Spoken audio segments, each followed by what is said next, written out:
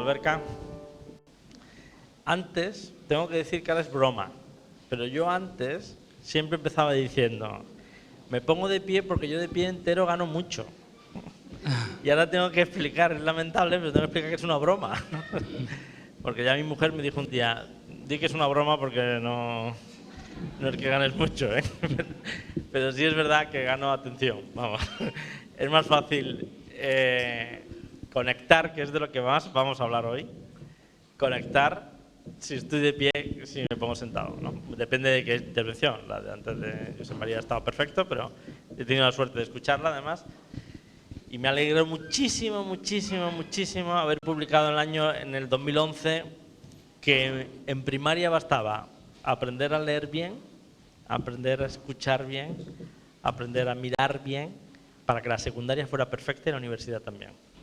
Yo tengo la suerte de dar clase en segundo de ESO, en cuarto de ESO, soy el orientador del centro y doy clase en magisterio en segundo de carrera y en primero, 4 asignaturas. Por tanto, para empezar, sé que el ser humano de segundo de ESO es como el de segundo de carrera y como el profesor, ¿no? Y en una clase de 25 no hay nadie normal y menos el profe, vamos, o sea, ¿no? Todos son originales, todos son genuinos, todos. Y esto de la práctica diaria es lo que me permite, pues, escribir estos libros que escribo o hablar, como voy a intentar hablar hoy, ¿no? De manera que vamos a hablar. Me encantó cuando me dijeron, oye, a ver si puedes venir. Nos conocimos hace unos años en una presentación de un libro en Barcelona y cuando me invitaron a venir, la verdad es que me encantó el tema, me encantó el programa. No pasa nada porque en alguna conferencia se baja un poquito el nivel, pues ya está, luego se subirá a la una. O sea, esto pasa siempre en algún congreso, la primera media de mañana siempre ocurre, ¿no? Un poquito, ya está, ¿no? Y luego por la tarde sube, en fin. Y yo decía, estupendo, el tema es apasionante. Cada año me invitan a SIMO o a Aula o a cosas estas de IFEMA en Madrid para hablar sobre novedades. Aula me tiene en el consejo de esto que somos 6 para cosas digitales. En definitiva, fijaos las asignaturas que yo di en la universidad, que son observación sistemática en el aula, como 2, orientación educativa, convivencia escolar y cultura de paz. Y la última, métodos de investigación educativa y aplicaciones de las TICs, ¿no? Pero yo sé de educación, no de TIC. Cuando me la dieron, dice, por eso queremos que dé esta asignatura, ¿no? Innovación tiene mucho que ver, más que con TIC, que vaya a tener 2 días inmensos de esto, con algo mucho más humano, que es la conexión, ¿no? Y ahora vamos a hablar también de eso. Cuando se habla de innovación, yo suelo empezar las conferencias, lo que pasa es que esta vez, como hay que abreviarla, no.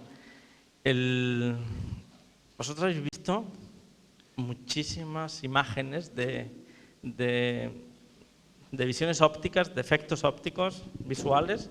Si ponéis en internet efecto visual, de estas que parecen que hay líneas que no parecen que son paralelas, pero son exactamente paralelas, ¿verdad? Y uno las ve y dice, es imposible, o los puntitos negros, dice, es imposible que no haya puntitos negros cuando lo que hay puntitos blancos.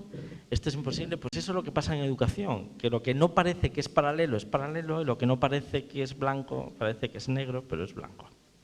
En educación las cosas no son lo que parecen nunca, ¿no? Ni siquiera el profe parece lo que es, ¿no? Parece seguro, que nunca suspendió, ¿no? Otro día decía un compañero mío de clase que suspendía y repetía porque era inteligente. Estas cosas le pasan a los inteligentes. Y también hay inteligentes que aprueban, ¿eh? Lo que pasa es que hay menos, pero también hay, ¿no? Y hay otros que solo saben estudiar. Esto también pasa, ¿no? Hay de todo. En la inteligencia pasa de todo, porque no se aprende porque se sea listo, o sea, no se aprende porque se sea inteligente, sino que es inteligente cuando uno aprende. Y entonces, cuando vas aprendiendo más, vas siendo más inteligente. Hay gente que éramos tontos de chicos, inteligentes de mayores, ¿no? Es lo que se llama una inteligencia vital, ¿no? Que la que tenemos ahí y que funciona maravillosamente. Pues me acuerdo de un compañero mío que repetía Y la semana pasada le decía a su hijo, al que le doy clase, le decía delante de mí, hijo, es que tienes que ir al día. Yo siempre estudié al día. Y lo miraba y digo, no me lo puedo creer. Y realmente se había olvidado que no estudió al día. Esto le pasa a muchísimos profesores, ¿no? Que se creen... No, cada profesor que dice hay que estudiar al día es sospechoso, ¿eh? Porque uno dice, ¿al día? Con la cantidad de cosas que se pueden hacer al día, ¿no? Bueno, pero esto es importante. Cuando uno dice... Bueno, ahí se ha comido la D. Cuando uno dice... Bueno, es que hay que darle mucha importancia a la pizarra digital, que a mí me encanta utilizarla en clase. Hay que darle importancia a todo lo que son las nuevas tecnologías. Hay que darle importancia a la innovación. Bueno, tenemos que saber de dónde viene. Hay unas directrices que nos hablan de esto. Por tanto, cada vez que nos cuenten esto, decimos, ah, esto lo ha mandado Europa. El más FP para que haya menos abandono, una evaluación, mucha evaluación. O sea, quizás la educación está demasiado llena últimamente de esto. De inglés no voy a hablar. B1, B2, no. En Andalucía, bueno, no sé dónde vivo porque estoy en Córdoba normalmente, los viernes trabajo en Madrid y el jueves me muevo. Y hoy no sé lo que es, viernes, ¿no? Pues hoy no estoy trabajando en Madrid, pues está. Me moví ayer y ya como me he quedado aquí, pues ya no puedo trabajar en Madrid. Y pues en Andalucía solo piden el B1 porque comprenden que la población no da para más. El B1, no hay B2, llegaremos a B2, ¿no? Yo soy de Córdoba, ¿eh? O sea, pues no lo digo, ¿no? Y debe ser por eso, porque no entendemos porque la Junta de Andalucía nos dice, no, tú el B1 solo porque ya cambiará. Bueno, pues lo de inglés, que está perfecto, no nos metamos ahora, ¿para qué? La competencia digital, las TIC, vendrá como otro título dentro de poco, ya está anunciado en el 2003. Y parece que la educación es, sobre todo, evaluación, exámenes, registro, control, ¿no? Y a veces se nos ha ido el protagonismo del niño y estas cosas que ya sabemos. Bueno, no podría yo hablar de TIC y robótica, que tiene tantísima proyección, tiene la robótica ahora, ni el de sino que nos vamos a ir a esta idea, que es que la innovación es conexión. O sea, si queremos innovar hoy, si realmente queremos una escuela diferente, que la necesitamos ya al máximo. O sea, la escuela actual no consigue hacer feliz a nadie. Ni a alumnos, alumnas, profesorado, ni a padres, ni a la autoridad. Y dice, bueno, yo me acuerdo una vez que me presentaron a unos ministros que han pasado últimamente y en un momento determinado le dije, tengo una pregunta, era un cóctel así que no daba para más, ¿no? Pero me acuerdo que le pregunté, tengo una pregunta que y decía, a ver si lo veo y le puedo preguntar a este hombre esta pregunta, y es, ¿tú eres feliz con el sistema educativo? Porque los demás no, entonces para saber si hay alguien que le sirve esto, ¿no? Porque al final es tierra hostil para todo el mundo. Y me dijo él, yo lo paso fatal. Digo, pero ya está, estamos todos pasándolo fatal, ¿no? Porque los niños lo pasan especialmente mal. Hay un fracaso escolar en tercero de primaria potente, ¿eh? Antes me hacía gracia cuando veía la intervención anterior, porque me acordaba de una carta que me mandó. Yo tengo un gabinete donde, bueno, conozco a mucha gente, ¿no? Niños, para todo, cosas de talento, pero muchos hay con malas notas y quieren pasar a buenas, y al menos 5 o 6 cada año, muchos son los que lo hacen más tiempo, pero 5 o 6 al menos cada año pasan de media de 5 a 7 suspensos en los 3 años anteriores, pasan a media de sobresaliente en 1 mes y medio, que es lo que tarda la siguiente evaluación en venir. Y eso es lamentable. Simplemente enseñándole cómo tienen que estudiar. Estoy de acuerdo totalmente en que la motivación viene justo después, ¿no?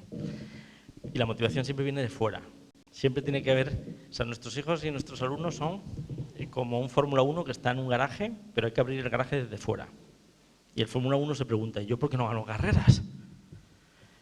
Porque hay que abrirlo desde fuera, siempre lo abre otro, un piano también es la comparación que utilizo muchas veces para los niños. O sea, si el piano mejor del mundo estuviera aquí y lo tocara yo, todo el mundo diríais, bueno, pobre hombre, yo no sé tocar nada del piano, ¿eh? Y pobre piano, claro, ¿no? Si el peor piano del mundo lo tocara Beethoven, diríamos, wow, cómo es capaz de hacernos sentir. E incluso si le faltara una tecla por enfermedad, Beethoven seguro que tocaría o con una rapidez o con una habilidad que casi no se notaría esa tecla que falta. Y es que el piano es el hijo y el niño, pero nosotros somos los intérpretes, los padres y los profesores. Y depende cómo interpretemos el piano suena muy bien, bien o perfecto, ¿no? Pero depende mucho de nosotros. Pues ahí en estos niños que pasan de suspenso a aprobado, pasan simplemente con enseñarle la tecla a lo mejor del método, no solo de la motivación. La motivación esta norteamericana de tú puedes, esta no sirve para nada, ¿eh?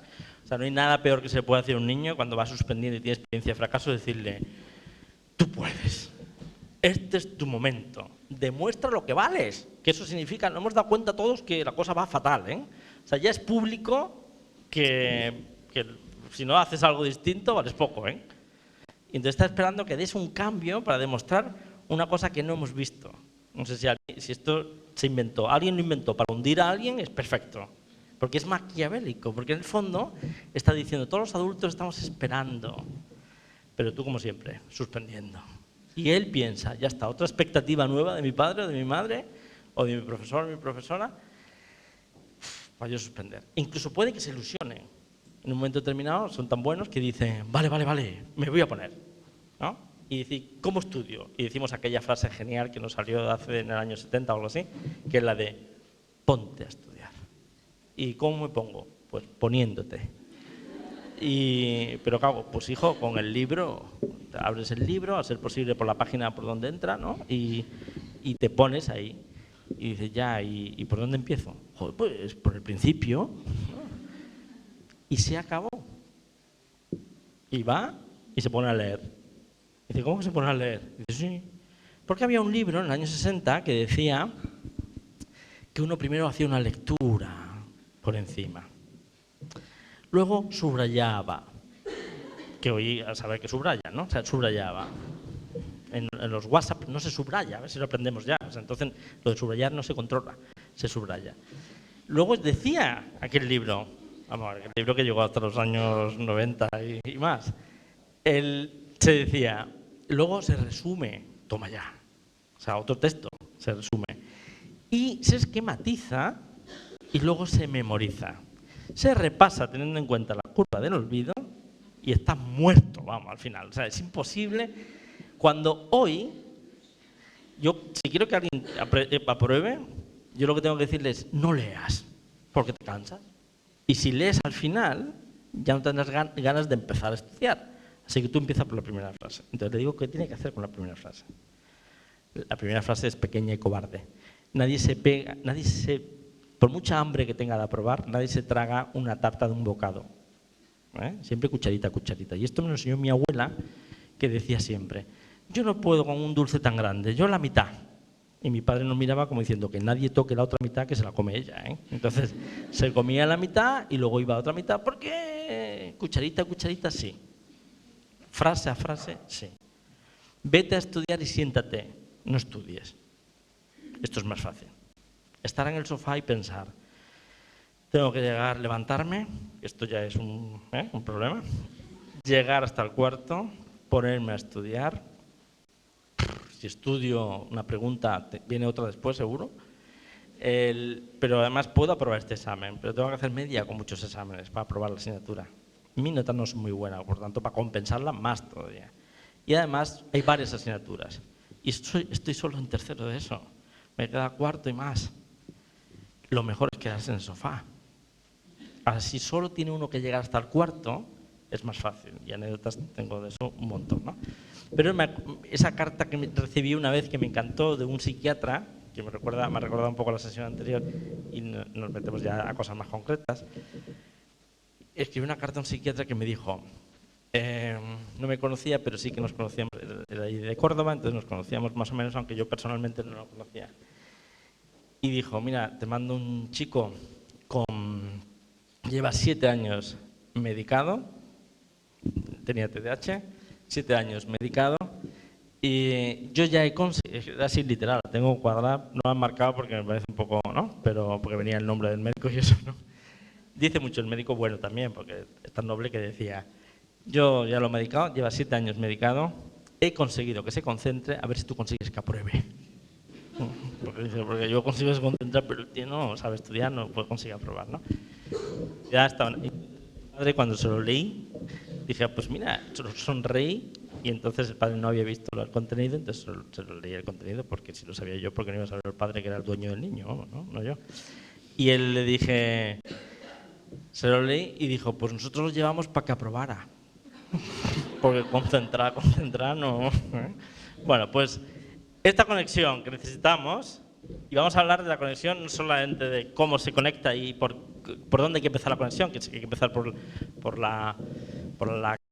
corazón, ¿no? O sea, esto ya sí más o menos lo sabemos, ¿no? Desde que se inventó la inteligencia emocional y otras más, bueno, desde que se inventó, desde que nos la contaron, ya sabemos que conectamos primero la cabeza. Por ejemplo, el típico niño que llega a su casa, vamos a poner un ejemplo de cómo se conecta primero la cabeza en lugar de primero el corazón. Y o conectamos primero el corazón o no conectamos luego la cabeza.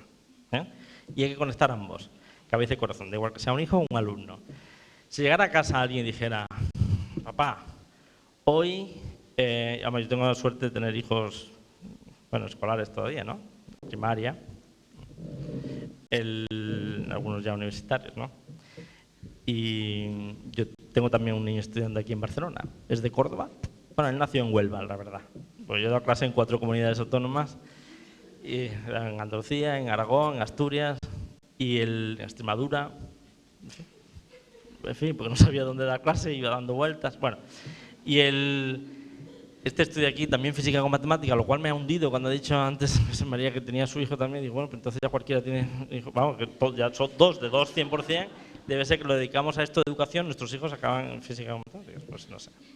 Tanta gente no hay en física y matemática, digo yo, hay 60 plazas, o sea, esto no. Bueno, pues ahí está, el caso de cómo está, no sé a qué venía, pero esto es lo que es esto, ¿no? El caso es que mi hijo que está allí, tengo hijos pequeñitos, digo, ¿no? Tengo hijos de primaria, tengo, ¿no? Entonces, cuando llega un niño, a lo mejor, que esto es lo que estaba diciendo, llega un niño a casa y dice, papá, hoy ha sido horrible. Voy a decir palabras normales, yo decía con palabras un poco más juveniles, ¿no? Pero hoy ha sido horrible porque la profesora me ha humillado en clase, me ha dicho la nota que he sacado en el examen y es un 0. Conexión con la cabeza. Un 0, hijo, ¿y cómo has sacado un 0?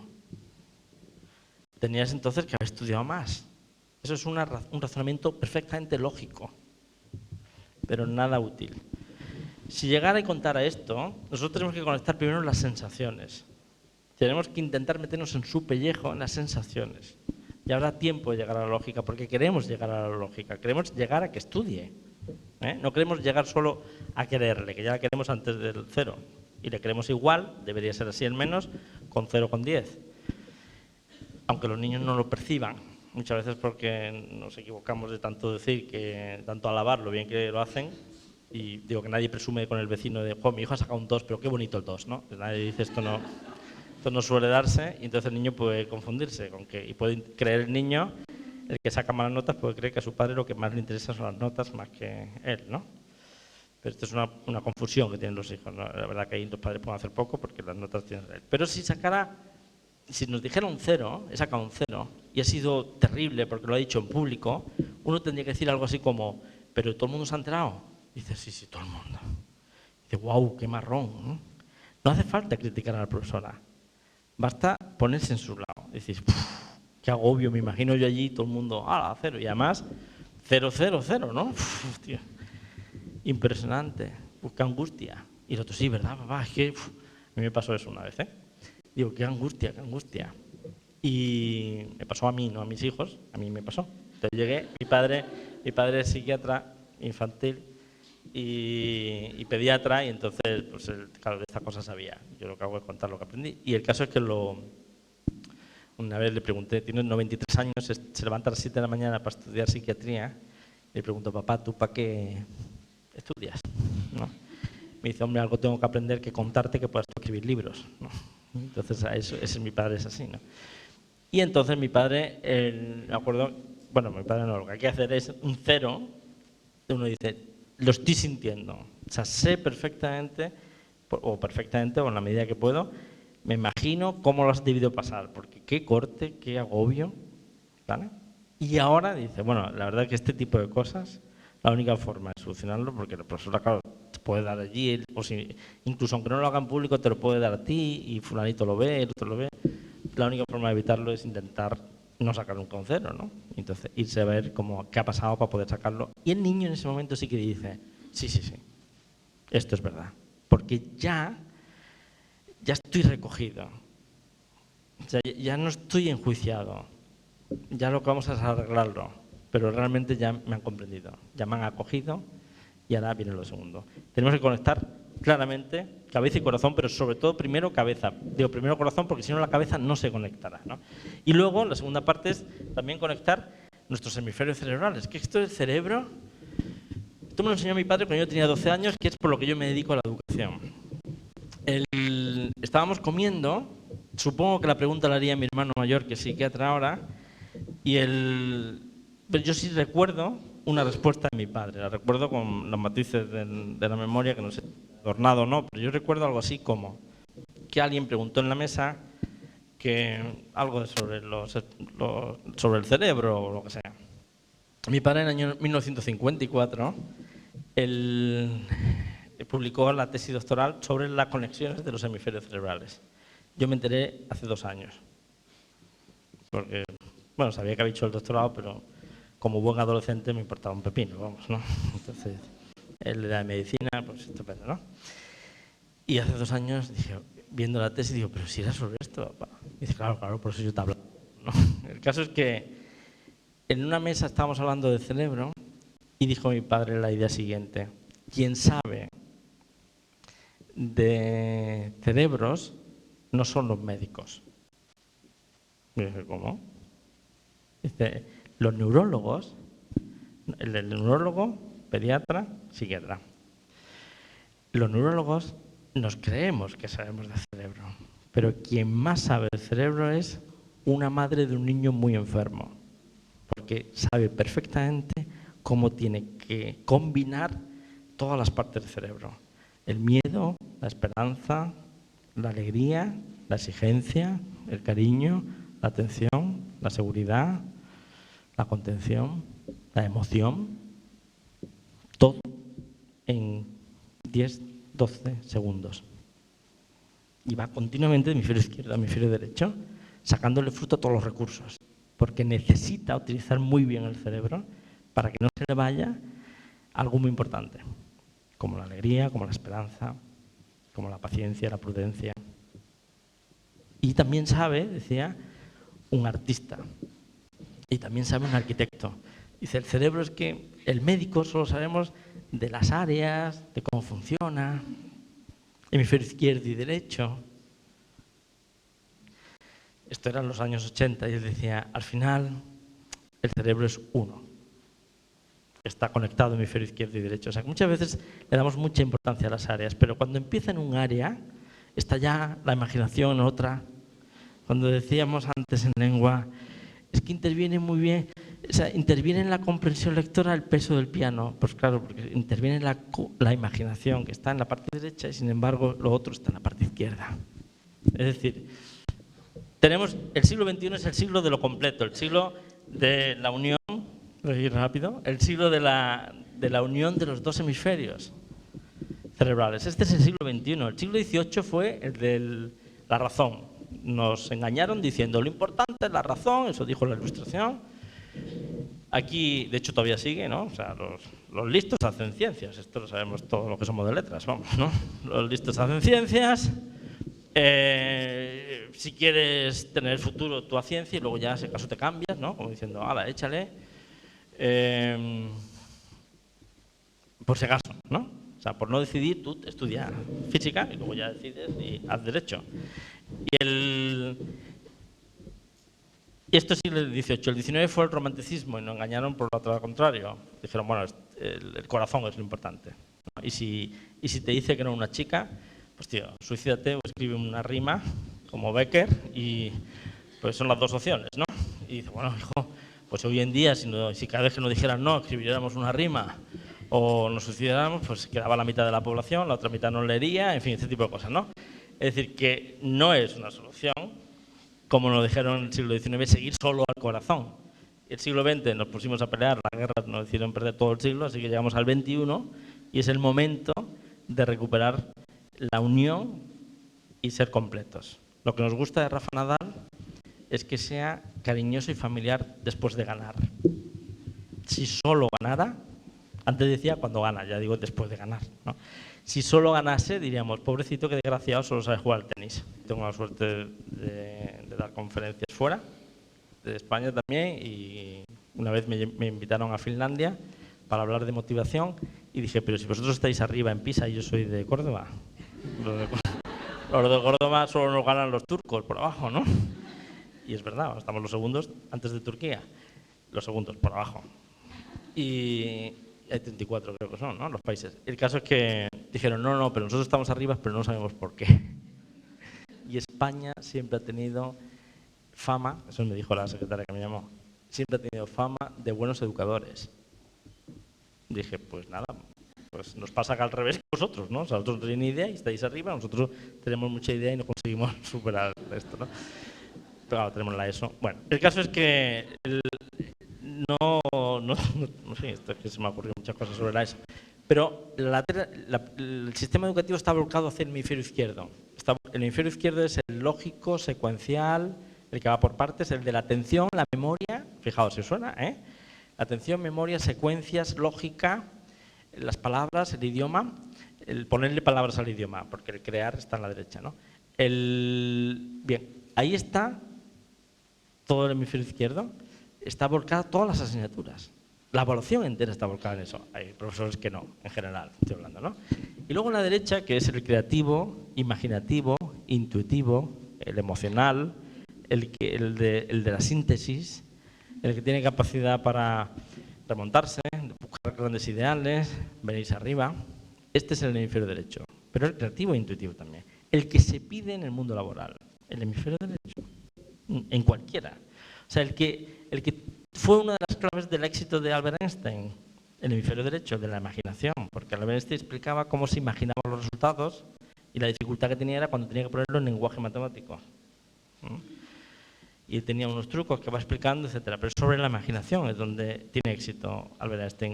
Llamamos genialidad a cuando alguien es completo, cuando alguien se ha convencido que no es ni de letras ni de ciencias. Todas las frases que veo de Albert Einstein en todos los PowerPoint son de humanidades. He encontrado muy pocas de física en congresos médicos. Porque es completo, que nos gusta. Porque además casi todo el mundo tiene el cerebro entero. O digo que, bueno, todo el mundo, lo de casi no es una broma. Todo el mundo tiene el cerebro entero. Alguno, en fin, parece que no lo tiene, pero lo tiene, ¿eh? Pero eso son políticos y otras cosas. Bueno, el caso es que los normales no. Entonces, hay mucho de hemisferio derecho que está sufriendo un techo en la evaluación. Por ejemplo, voy a poner 3 ejemplos de hemisferio derecho. Muy rapidito, porque si no, el estómago, el vuestro, ¿no? Diciendo, esto tiene que acabar, ¿no? Un ejercicio de hemisferio derecho, estoy hablando siempre de ejemplos reales, siempre. ¿Cuántos son 5 y 7? Y dice la niña, 57.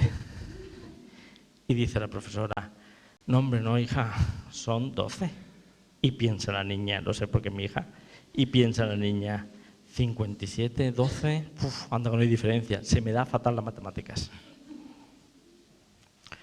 Podríamos discutir, ¿no? Si son 12, no podemos discutir si son 57. El y no podemos discutir, o sea, y ya sabemos que son sumar también, ¿vale? Por eso los 2 por lo menos. Bastaría aunque la profesora hubiera dicho ¿por qué? Y luego hubiera caído. A esta misma niña de hemisferio derecho le preguntaron, escribe en un examen, ¿no? Escribe con números el siguiente número, 356 con letras, ¿no? Venía pues para ponerlo en cifras. en números. Y ella puso 3, 5, 7. Y dijo la profesora, qué pena, te has equivocado por un número. Y cuando trajo el examen a casa, le pregunté a mi hija de hemisferio derecho. Yo solo tengo 8 hijos únicos, con lo cual tengo de hemisferio derecho y de izquierdo. Y él, la mayoría de izquierdo, como su madre, y 3 desgraciados, como su padre. El caso es, le dije, ¿por qué pusiste 3,57? La profesora le tachó con cariño a una profesora que le quería mucho, con cariño, suavidad, no rojo, azul, pero le dijo, mal, no le puso el tic. Y entonces, 0. Y digo, ¿por qué has puesto 3,57? Porque ni siquiera mi hemisferio derecho llegaba a eso. Y entonces yo dije, ¿por qué? Y me dijo, pues que pon el siguiente número, pon el siguiente número, 356, 357. Ah, ¿verdad? Pues y no es cierto, pues tiene un 0 en matemáticas. Le pasó a otro que estando en primaria también le dicen, ¿cuánto, en un examen de evaluación, cuánto tarda un motorista en ir desde Córdoba a Madrid, como es un caso real, tengo que poner que fue, desde Córdoba a Madrid, que hay 400 kilómetros, si el motorista va 22 kilómetros por hora? Como estaba vacía la respuesta, le pusieron 0. Pero era un chico que se le daba fenomenalmente las matemáticas. Y le preguntabas, digo, se le daba fenomenalmente porque es mi hijo mayor. Y entonces le decías, ¿y esto? ¿Por qué era blanco? Dice, porque no se puede hacer. Era un examen de 3 preguntas, tenía 2 bien, 1 mal, pues eso. ¿Y por qué no se puede hacer? Dice, faltan datos. Digo, esto es, eso dices al profe y te machaca, vamos, ¿no? Le dices que ha escrito mal el enunciado. Los enunciados de escritos con el hemisferio izquierdo son tan torpes para los que tienen el hemisferio derecho bien desarrollado. O sea, es tan cutre poner un enunciado cuando quieres llegar a una solución, tío. Los de hemisferio derecho estamos acostumbrados a encontrar soluciones cuando no hay soluciones, a no buscar un enunciado para una solución, porque ahí hay un montón de trampas que se te escapan. Y este niño cayó en una de esas trampas, dijo, no se puede. Y yo solo se me ocurrió decir, pues díselo al profesor, ya está, te ha puesto menos nota, no pasa nada, que tú la nota no quieres que la cambie porque te gusta, el 6, mucho, el 6 tiene su punto, pero dile que creéis que faltaban datos. Bueno, pues fue al profesor, le dijo que faltaban datos, el profesor le dijo, ¿cómo va a faltar datos? Si es como lo hemos hecho siempre así en clase. Si hemos hecho muchos ejercicios de estos. Ya sabéis que los profesores siempre dicen, los profesores de matemáticas siempre dicen, lee bien el problema, es que no sabe leer bien el problema. Y uno piensa, a ver, ¿qué significa esta frase, que no sabe leer bien el problema? ¿No será que hay trampas en que su imaginación cae y se despista? Y es lo que pasa, ¿eh? Cuando un profesor dice no lee bien el problema, uno si sabe leer, le pasa esto. Lo que ocurría a este chico cuando se le pregunta, me lo dijo como era compañero mío el profesor, me dijo, fíjate, me ha llegado tu hijo, me ha dicho que le faltan datos, digo, a mí también me dijo lo mismo. Y yo dije, pero esto qué gracioso, porque mi hijo es que es predominantemente de hemisferio derecho y el de predominante de hemisferio izquierdo pues me preguntó lo que siempre, ¿no? ¿Eso qué es? ¿No? Bueno, y te dije, no te preocupes, esto no. En 1878 un psicólogo inglés dijo, en la escuela el profesor tiene que saber quiénes son de predominancia de hemisferio izquierdo y quién de derecho, porque tiene que dar clase para todos. 1878 todavía seguimos, ¿no? Y este profesor, pues nos reunimos con mi hijo en un pasillo. Y entonces dijo, oye, a ver, José, ¿esto por qué decías que no se podía resolver? Y dice el tío, porque es que no pone cuánto separa. Y entonces dice el profesor, no separa. Dice, ¿cómo no se va a parar 72 kilómetros de Córdoba a Madrid?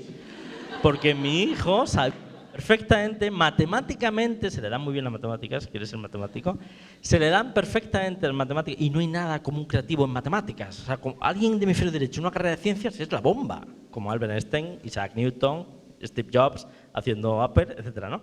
Y alguien, al revés, no es de ciencias, pero bueno, y alguien muy secuencial y en una carrera creativa es también genial, ¿no? Pues porque es completo.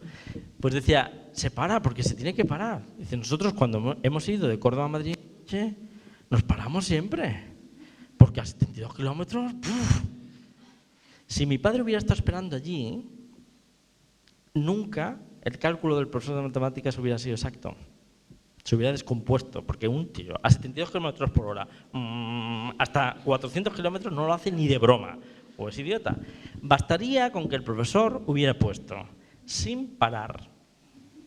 Y entonces mi hijo hubiera pensado, qué tonto este que no para, pero sigue. Pero ya tiene todos los datos, solo faltaba ese dato. Ahora, si no pone ese dato, yo sé que se va a parar seguro, ¿cuánto se parará? Tendríamos que incluirlo en el cálculo y no se puede hacer.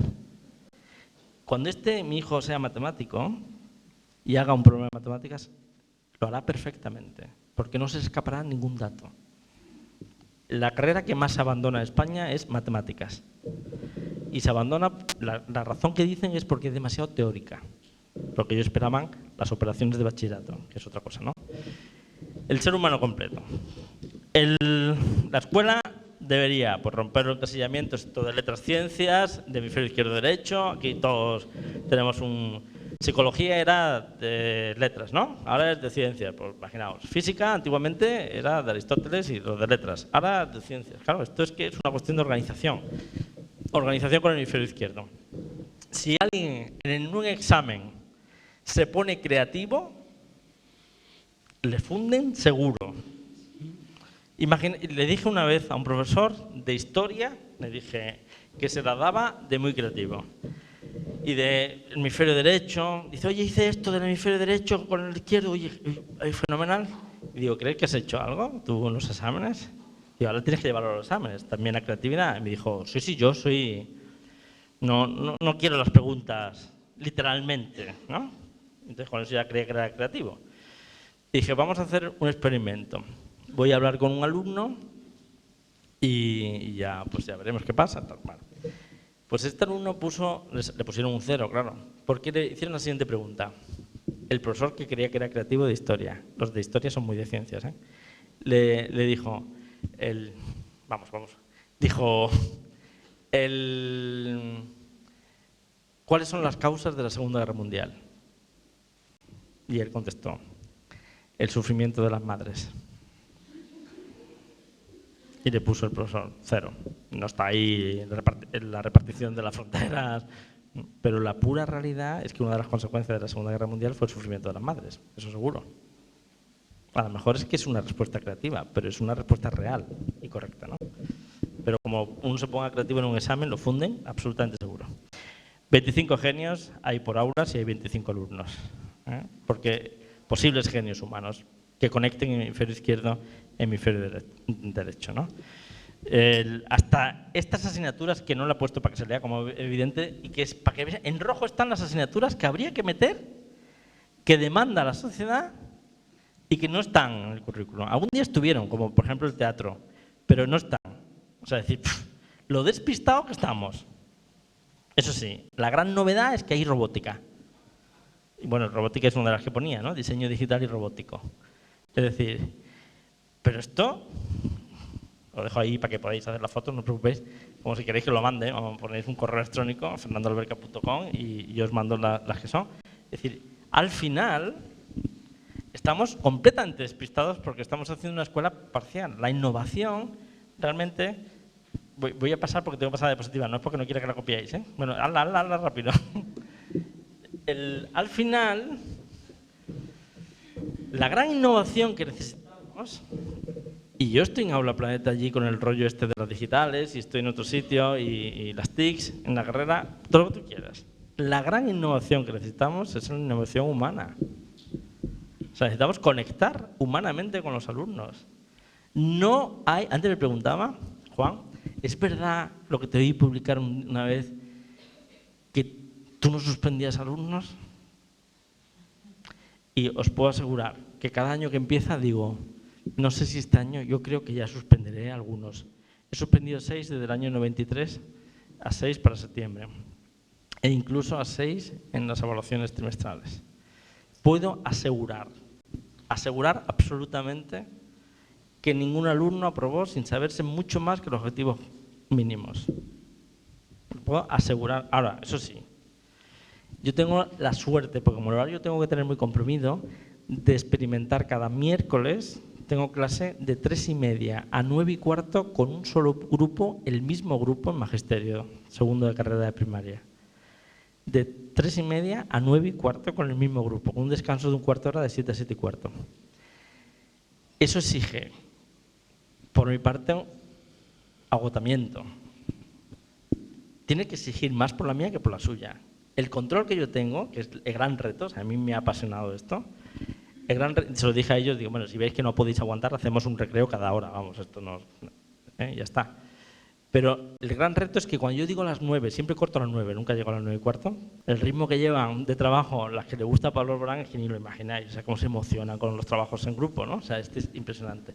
Vamos, cuando era grupo, también solía poner otro grupo de música, etc. O sea, sí que requiere un trabajo. Ahora, el aprendizaje al final es brutal si uno trabaja con el hemisferio derecho o con el hemisferio izquierdo. Y esto no hay que saber en neurología. Cualquier profesor bueno siempre ha trabajado para los dos hemisferios. Cualquier profesor que le interesa absolutamente a todos los alumnos siempre ha dado con la clave de todos los alumnos. A veces, a veces tienen algunas complicaciones específicas que hay que llamar a un técnico a ver cómo hay que informarse y hay que preguntar y cómo se hace en este caso y cómo se hace en aquel otro y si tengo que valorarle esto, no puedo valorarle aquello.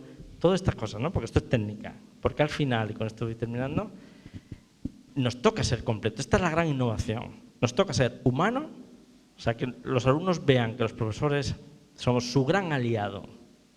Estos que cuando terminen digan, menos mal que me encontré contigo en mi vida, que si no es el 100%, tenemos que acercarnos, no siempre llegamos al 100%, pero acercarnos a esto, ser completos, es decir, ser teóricos y prácticos, enseñarles mucho y motivarles mucho, pero enseñarles mucho. Que ellos sean conscientes de que están muy preparados, que se han divertido mucho, que ha sido una gozada, y no importa empezar, como me recordaba Juan que había publicado en aquella ocasión, recordar que no pasa nada por empezar la clase diciendo, bueno, en esta clase todo el mundo aprueba, pero el 5 es un asco de nota. Y todo el mundo empieza a poner el rumbo hacia el 6. Y empiezan a preguntar, vale, si ya no tengo ninguna preocupación con esta asignatura con mi padre y mi madre, dígame usted qué quiere que haga para sacar un 7. Y dice, pues mira, esto, y se pasan. Siempre se pasan. Yo siempre digo, la mejor nota, la nota que más me gusta, debe ser una reminiscencia de mi pasado, la mejor nota, la que más me gusta es el 7. Y todos los alumnos se van al 9, al 8, como diciendo, qué cutre es el alberca. Ay, vamos a por más, a por 8, a por 9. La estimulación es facilísima en el ser humano. En los alumnos actuales está tirado, porque es que basta hasta miradas, basta hasta comunicación no verbal. Si no hace falta realmente hacer grandes cosas. Pero el ser humano merece la pena y cada alumno merece mucho la pena. Pero cada profesor tiene que ser profesor de todos los alumnos, aunque se lo ponga a veces muy difícil. Bueno, como me he pasado la hora, muchísimas gracias. Venga. Bien. Hay una moda sobre las nuevas metodologías, Montessori, entre otras. Pues, Samuel. Sí, pues yo creo que cualquier novedad ahora mismo nos viene bien. Pasa como las vanguardias en un momento determinado en el arte o no. Se está rompiendo por muchos sitios el sistema. Esto es bueno. Lo que sí hay que tener en cuenta para saber si es válido al futuro, las vanguardias, lo bueno que tienen las vanguardias siempre es que son extremos en que la normalidad la imita y entonces se enriquece. Y a lo mejor el extremo era demasiado extremo en algunas de ellas, pero por ejemplo, recuerdo ahora mismo una directora que me contaba que en su colegio solo aprendían con música, exclusivamente con música. Cerraban los ojos y aprendían con música. El colegio llevaba 3 meses abierto, claro, y no sabemos cuánto duraría, ¿no? Solo una cosa, pues es más difícil, salvo que tengan niños pues, invidentes o algo así, ¿no? Es decir, a veces puede ser extremo, pero es fantástico que se esté moviendo esto tanto. O sea, es muy bueno. O sea, yo la cogería todas porque es muy bueno. Ahora, hay que llegar a una que sea práctica y teórica. Hemisferio derecho y hemisferio izquierdo. No basta solo la inteligencia emocional. No basta solo el corazón, sino la cabeza también, lógicamente. O sea, la combinación de ambos, hay que emocionar la razón, porque si no, no tiene fuerza, y racionalizar las emociones. Porque si no, pueden desorientarnos. Y las dos, combinación que no estamos acostumbrados a hacerlas casi nunca. En la práctica sí, digo, a verlas como destreza, como explicación, ¿no? Casi nos hacen una explicación. Yo la explicación de hoy ha sido más emocional por falta de tiempo, pero casi siempre me gusta poner, y por eso pongo algún ejemplo práctico. O sea, el ejemplo práctico de la profesora que sea hemisferio izquierdo, pues es preguntar siempre, cuando no entiende la respuesta, preguntar por qué. Si pregunta por qué, se entera. Basta preguntar por qué, no hace falta desarrollar el hemisferio derecho. Basta preguntar por qué y se lo cuentan. Dice, porque 5 y 7 al lado pues son 57. Y dice, y ya está, ¿no? Entonces, hay que mezclar las dos. A mí me da miedo que haya una metodología que solo sea juego. Y estoy convencido, de hecho doy una charla solo, a una empresa de juguetes conocida en España, muy conocida, a los empleados solo y a los creativos, les doy una sesión al año sobre la importancia del juego y cómo debe ser el juego para que sea lo más educativo posible. O sea, que me he metido muchísimo en el juego y en el juguete, ¿no? Bueno, pues el juego, que es importante, una metodología que solo sea juego, es una metodología que falta algo. No es que sea engañosa, o sea, que está bien, esa parte está bien, pero falta otro complemento. Porque la vida es algo más que juego y juguete. Entonces falta otro complemento. Y hace falta ese esfuerzo, y hace falta esa ilusión por muchas cosas, por ir a lo práctico. El de hemisferio derecho solo no puede ser. Eso sí, la escuela tiene que cambiar para que sea fácil que registre este tipo de cosas, claro, pero que la escuela tiene que cambiar, esto es evidente, lo sabe todo. Ya os contaba que hasta el ministro estaba desesperado, ¿no? O sea, si está todo el mundo desesperado, pues algo debemos cambiar. Ya sabemos que tenemos que cambiar. Y cada vez que sale el informe PISA, a mí me alegra. Porque el informe PISA, que valora una cosa muy rara y que además, bueno, en fin, ya podríamos hablar un rato de eso. Sin embargo, tiene de bueno que cuando quedamos tan mal, por lo menos todo el mundo dice algo hay que cambiar. Bien, bien, ya vamos consiguiendo que nadie se plantee que esto está bien. Y entonces hay que cambiar asignaturas, hay que cambiar metodología, no hay que cambiar tanto la ley como lo que hace el profesor en la clase, ¿no? Que seguimos haciendo lo mismo que en el año 80, aunque con otra ley distinta.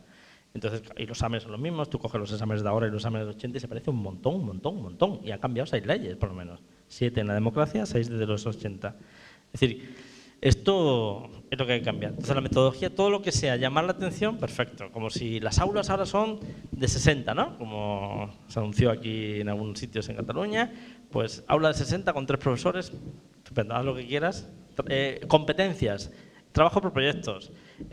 Todo esto tiene una parte todo bueno. Lo que hay que saber es como la buena cocina. Todos los productos son buenos, lo único que hace falta es saber cocinarlos en su proporción.